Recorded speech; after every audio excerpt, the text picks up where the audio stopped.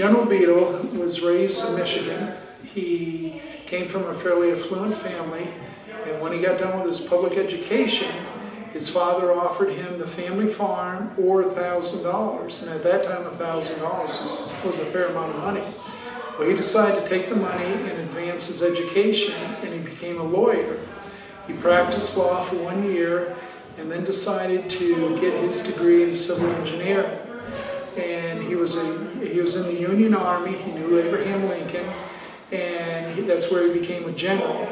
And then Grant asked him if he would be willing to come out to the Dakota territories to survey. And because at that time we weren't a state, South Dakota was a state. So he came out, and the state, or the territory, actually included North Dakota, South Dakota, Wyoming, Montana, Idaho, and Washington State. So it was a vast area. He convinced Congress to dedicate sections 16 and 36 of every township for public lands. And this would be for schools. And of course the section has 640 acres. So in every township there was 1,280 acres that were dedicated to public schools.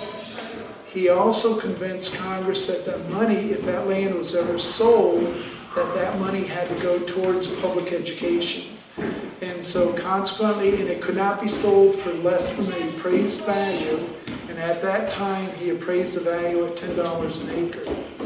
So he had established this as far as public education.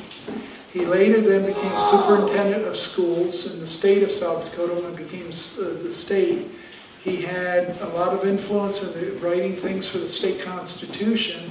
And North Dakota actually incorporated some of the things that he had for South Dakota into their constitution. He was superintendent of public schools in the state of South Dakota.